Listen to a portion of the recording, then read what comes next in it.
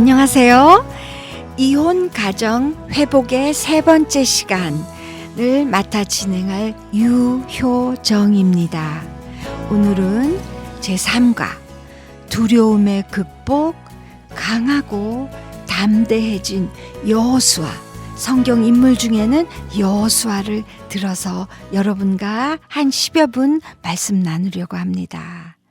자, 이혼 이후 대다수 사람들은 삶의 변화와 불확실한 미래에 대한 두려움에 휩싸이게 됩니다.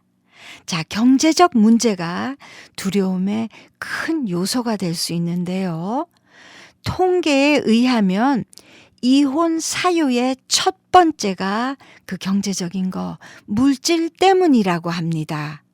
그게 무슨 소리일까 생각할 수 있죠.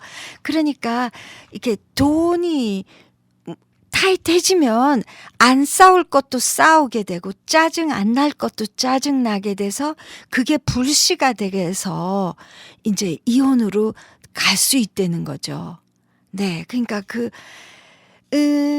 그러니까 이미 이혼 전에 경제적으로 어려운 집이 많다는 거죠.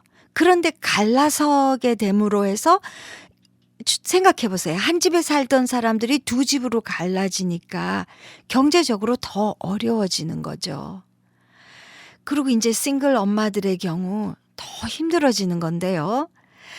어쨌든 그러면 첫 번째 이유가 여러분들 중에 오케이, 첫 번째 이유가 물질이라면 두 번째는 뭐래? 생각하시는 분 있을 것 같아서 그거 먼저 얘기해 드릴까요?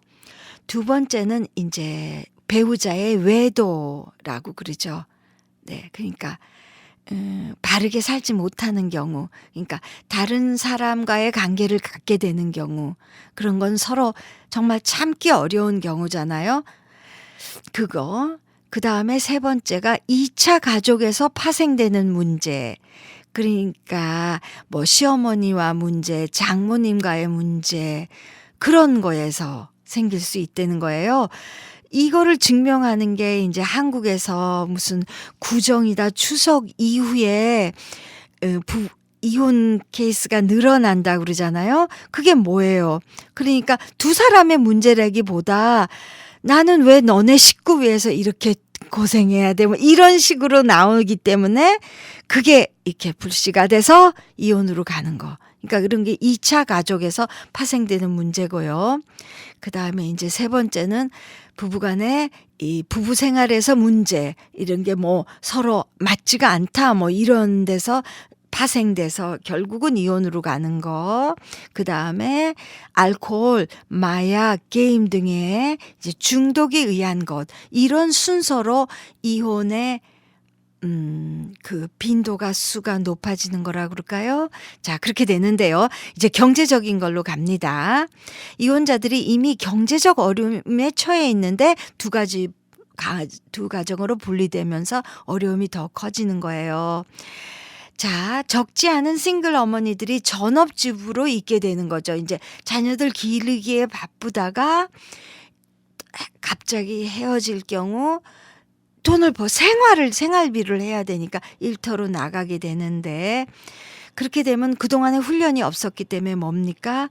비전문적인 일을 하는 경우가 되니까 미국식으로 하면 완전히 그 미니멈 페이라고 그래요. 아주 기본 가장 작은 액수로 받게 되는 거예요. 그렇게 하고 전 남편으로부터 자녀 양육비 못 받고 이렇게 되니까 정말 어려움에 부딪히게 되면 그 이제 두려움은 잠을 잘 못 자요. 수면제 잡셔야 되고 그런 분들 많아요.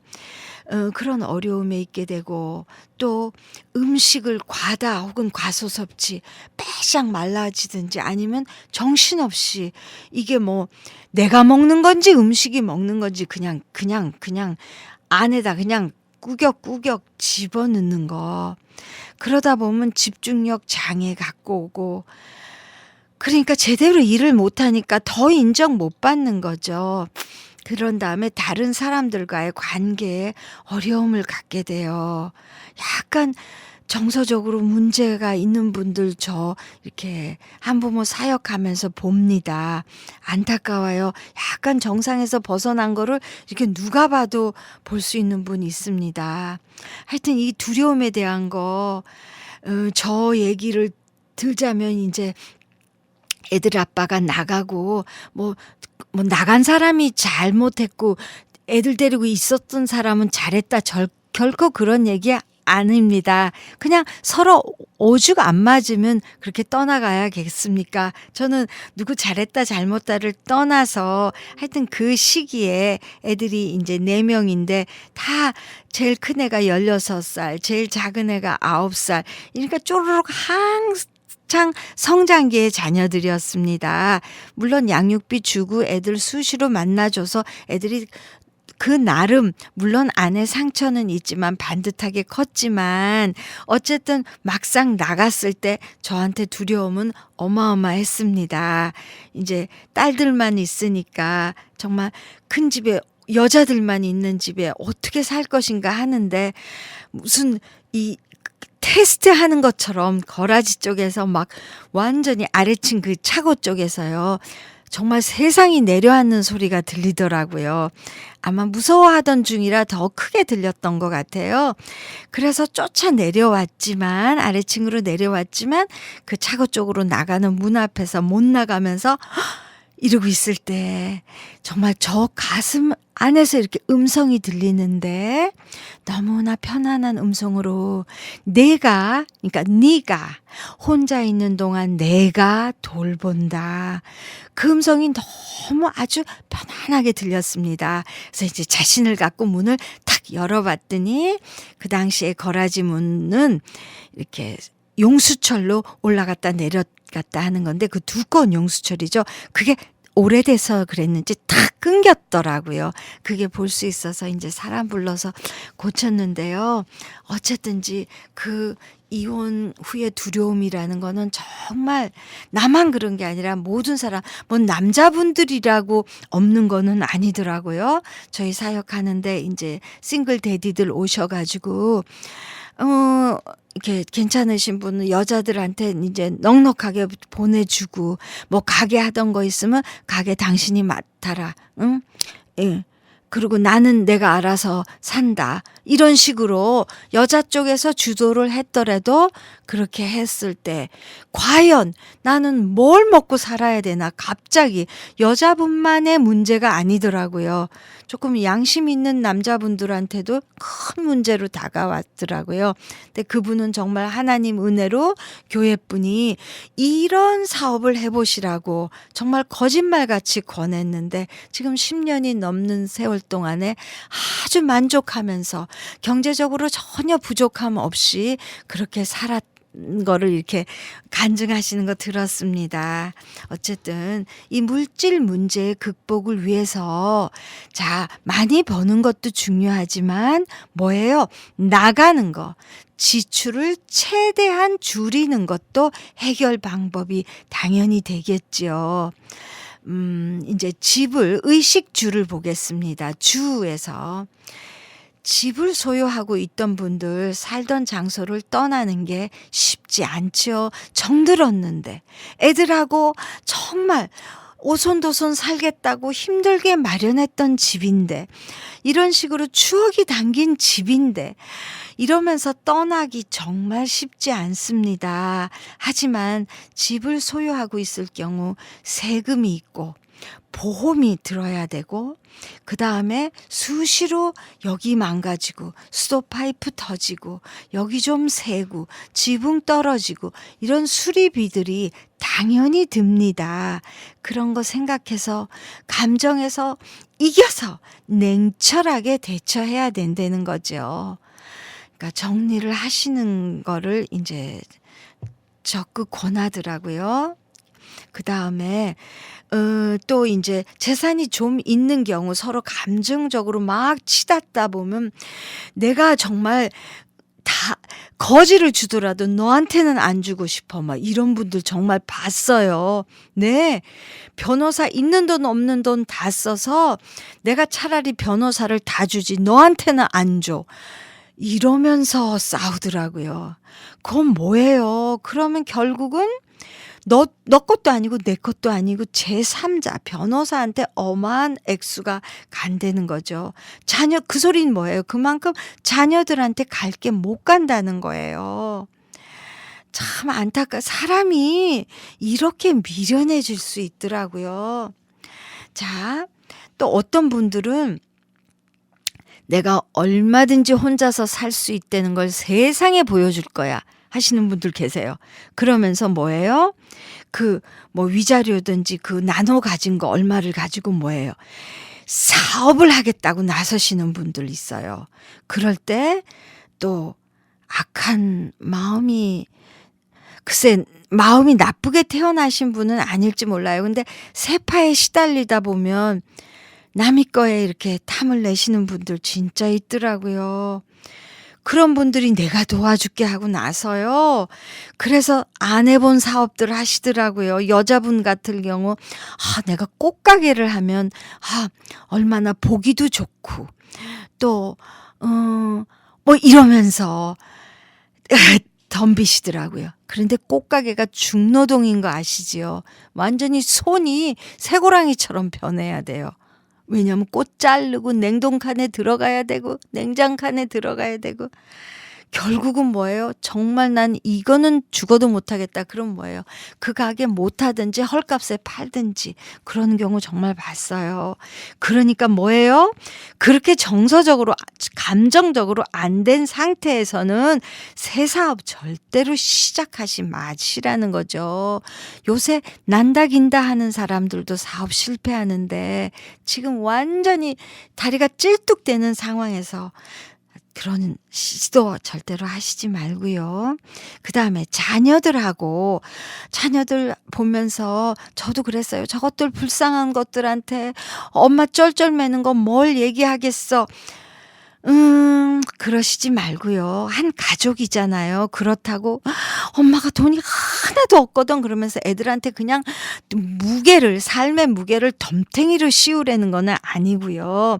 애들한테 너네들이 불을 켜고 그냥 라디오를 켜고 다니고 컴퓨터를 늘 켜고 다니고 그리고 히터를 킨 채로 학교 가고 그러면은 이 메타기 같은데 보여주면서 이거 봐. 우리가 전기를 막 키면 이게 빨리빨리 돌아가지. 이거를 끄면 안 돌아가지. 이거 보이지? 이러면은 이거에 따라서 전기값을 엄마가 더 놔야 되거든. 이런 식으로 그 나이에 맞게 이제 소비 습관을 좀 고쳐야 되는 거죠. 달라진 환경에 맞춰서. 그러면 애들도 이해하고 거기에 따라와 줍니다. 한번 시도해 보시고요. 자, 그다음에 이제 두려움 극복에 대한 거 성경 속에서 찾아볼게요. 여호수아 다 아시죠? 여호수아서가 있으니까 그러니까 가나안 정복 전쟁을 앞두고 하나님이 모세를 데려가시잖아요. 가나안을 바로 앞에 둔 상황에서 그 정말 막강한 지도자, 하나님의 얼굴을 마주 볼 수 있는 그런 막강한 지도자를 하나님은 데려가십니다. 그리고 후계자로 누구를 세웠습니까? 여호수아를 세웠습니다. 여호수아는 자기가 모시던 어른은 없어지고 진짜 앞에 많은 싸움을 그 가나안 족속들하고 싸워야 되는 그 엄청난 과업을 앞에 두게 됩니다. 여러분 상상이 되시지요? 여러분 나 갑자기 혼자 됐어. 애들을 길러야 돼. 앞으로 어떻게 그거에 비하면 아무것도 아니잖아요. 아무것도 아니지는 않지만 엄청난 두려움이 왔을 거예요. 그렇죠? 앞에는 정말 전 생각만 해도 이 성경으로 들어가서 생각하면 진짜 어마어마해요. 그럴 때 하나님께서 뭐라고 얘기하십니까? 마음을 강하고 담대히 하여 주의 율법에서 벗어나지 말라. 이 소리는 뭐예요? 여호수아서 1장 7절 말씀인데 너가 주의 율법에서 벗어나지 않고 마음을 강하게 먹고 담대히 한다면 내가 도와주리라. 그런 말씀으로 해석할 수 있잖아요. 그럴 때 여호수아가 두려움을 극복했을 때 전쟁을 승리로 이끌어 주셨어요. 여러분도 그렇게 벗어날 수 있는 길은 마음을 강하게 하고 살아계신 주님께서 나를 지켜주시리라. 하지만 내가 할 건 뭡니까? 내가 할 거 하면서 주님께 의지해야 되잖아요. 주의 율법대로 산다면 그렇게 될 줄로 믿습니다. 저가 이렇게 혼자 되고 거의 20년이 돼갑니다. 이렇게 지나간 세월을 가만히 본다면 4명의 딸 중에서 이제 3명이 결혼해서 3명의 정말 아들을 들여놨고요. 1명 셋째 딸도 정말 좋은 직장에서 잘 일하고 있습니다. 하나님 열심히 섬기면서 그럼 생각하면서 정말 그 당시에 큰 성 같은 문제들, 정말 여리고 성 정도가 그런 성 같은 문제들이 하나씩 해결된 거를 이렇게 돌아볼 수 있습니다. 여러분 다 믿어주세요. 뭐라 그래요? 여호수아서 1장 5절을 읽어드리는 걸로 마지막 이 삼가를 마칠게요. 내가 너와 함께 있을 것임이라. 내가 너를 떠나지 아니하며 버리지 아니하리라. 아멘. 여러분 축복하고 사랑합니다. 감사합니다.